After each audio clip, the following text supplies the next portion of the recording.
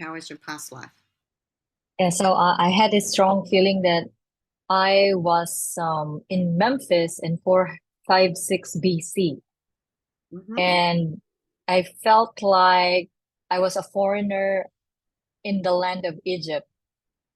And then the first thing that came up was I was an 18-year-old guy, very skinny, very gentle, and in this vast land of desert. And Mm-hmm. then the next thing is I was already like 34 years old and raging into a war, riding a chariot in a war. And I had a feeling that my father was still my father, and my mother there at that time was my older sister now. And then my little sister is my mom. It's currently my mom. And I had a sense that this guy is very, very gentle and just, loves to commune with nature.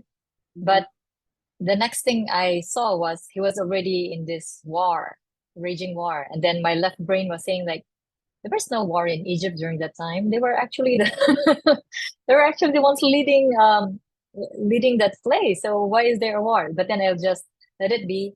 And then the next thing I saw was around 50-ish years old, and I was already living on a tent. So which was quite different because when I was 18 years old, I saw that we have this very nice home, Mm-hmm. very big home. So and then it felt like Greekish. It felt Greekish for me. And and so it was already 50-ish years old, and I was living on a tent with my family in a foot of a mountain. Mm-hmm. And I had this sense that we did not progress in the war. We were defeated, but it felt like my family was, or the community was safe in that tent. And I was just living a very simple life, leading the flocks and then talking to plants and trees. And then on the 80-ish year, when I was 80-ish years old or 90 plus, I saw myself on a deathbed, and I was just surrounded with much love and compassion and admiration. So from the people surrounding me. So it was very peaceful. It was very peaceful. And then I had a sense that this guy was just actually just going with the flow and rising up to the situation whenever whatever is needed in the situation. At first look, he was very gentle. Then the second time was already in war, so at the front line in chariots. So I felt like this guy could rise up to situation if needed. And then, so what else? Higher learning. Uh, yeah, the high learning is the love for nature. And then, so that's going back to nature. And then whatever is needed at the moment, just rise up to the situation and whatever the situation, the present moment requires. So there's the word adaptation Mm-hmm. and the feeling of contented wherever I am, which was very much significant because when we were doing the past life regression, my iWatch kept on alarming. So I was feeling frustrated. So I want to turn off the alarm, but I am in this state. And while somebody else was talking earlier, so I did a quick research, and it was very amazing because there was this war on 456 BC in Memphis.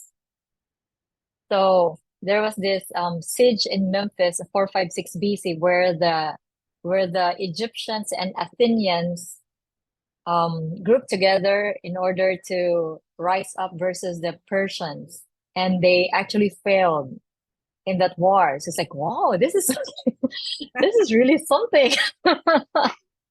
It's great Yeah. when So people confirms. yeah, it's like am I making all this up? Why did they jive? So all the numbers jive, and then it's in Memphis, a really big thing. And then I didn't. I was just having a vague moments of the future because of the alarm from my watch. I couldn't concentrate. Got it. Yeah. Yeah, so I really love to go back there. Yeah.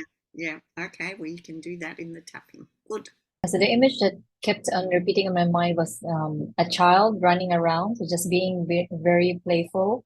And Mm-hmm. then I dozed off. And the next thing I could remember is that you are counting to one because you are taking us off already. Where did I go? So the You were just being a playful child, so bringing that yeah, playfulness into life, that childlike playfulness, very yeah, so that's important. also what I got. And I just felt the sensations in my body. So I also didn't have any other visions other than the playfulness of the child, and then just being who she is in the moment, being present and no judgments of the moment. So just being there and playing with it and just Yeah, trusting the process as it unfolds. And then that's it, then those off. yeah. Well, that's what kids do too. They doze off very easily. So, noting when you need to doze off or have your little naps and not always be switched on. Yeah, very good. Oh, thank you.